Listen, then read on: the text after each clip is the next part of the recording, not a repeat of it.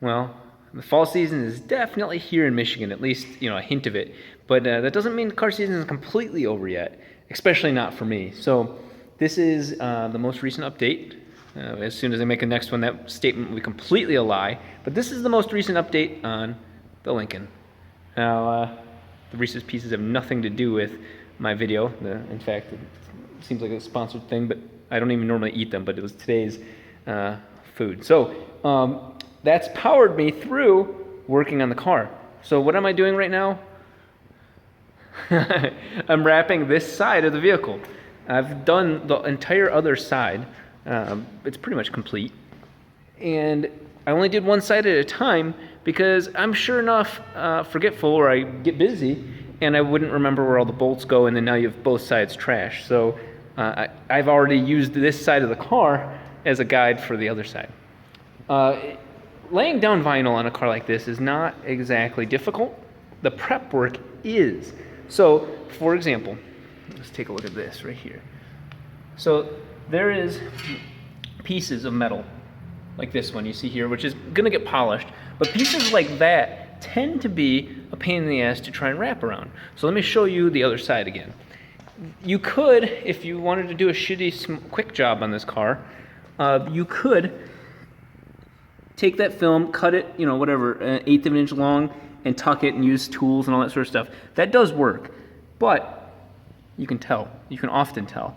Now, the problem with vinyl to me is that you can always tell it's vinyl at some point. So there's a kind of a diminishing returns where your extra effort and work isn't going to pay off. It's not going to be paint, and it's definitely not permanent.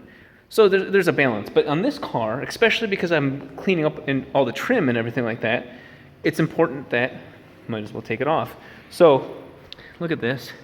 See that long line of car? It's kind of crazy. That line is actually held on by a lot of these little clips. So they have little side pieces that snap the trim onto them, and it's really easy. It's you can tell it's not a modern car. I know it sounds stupid, but what I mean by that is that there's a lot of things where modern technology with fasteners and all that sort of stuff are much easier. So yeah, I'll you get a trade-off there, but I'll be damn sure this thing is very easy to work on. You need like a flathead screwdriver, a Phillips screwdriver, and a hammer, and you can basically fix or tear apart the whole car. So what I'm doing now is getting rid of all the trim. Gonna paint prep the surface because, for example, see that sort of dirt that was underneath the wheel trim there? The film's not gonna stick to it. So definitely do a paint prep, run through, kind of decontaminate the surface, so that way the film doesn't stick up or have any sort of issues like that. It's very easy because look at this. You end up having the film basically draped from the top here, and you can just work your way down, and with 3M 1080 film, it's got air channels in it, so it's very easy to knock that air out of it early on. So it's a kind of a funny surprise to this car. It actually is a disc brake system. Normally older cars are all drum brakes, but hey, we're talking about Lincoln luxury here, so she's spoiling me. One of the more annoying things, and of course some of you guys that have worked on cars like this, I was thinking that like modern cars that there'd be like a bulb in the back that you push and turn and take out.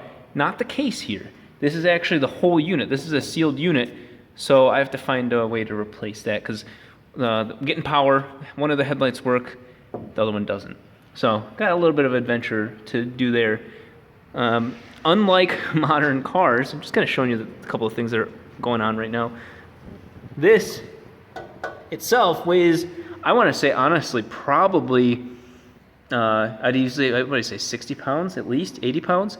It is, it's heavy as hell. So it's funny because a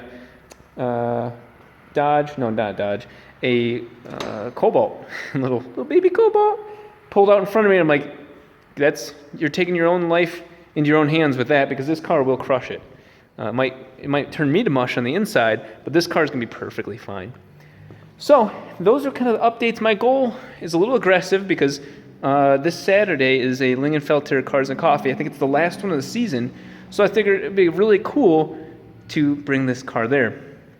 I've realized as after just yesterday, I took it to one little baby car meet in Monroe. This is an old dude magnet. I could pick up any dude over 65. I should like sell AARP insurance or something like that, because this brings them out of the woodwork. Like, I had an old guy coming up, and he went home and got his 82 Cadillac, 82 Lincoln Continental, which is honestly a piece of shit year. Like, those are the half-assed type of cars.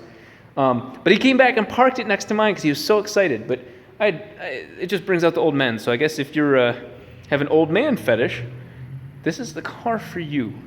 So let's see if I can hit today's Wednesday. Let's see if I can get the rest of it wrapped by Saturday.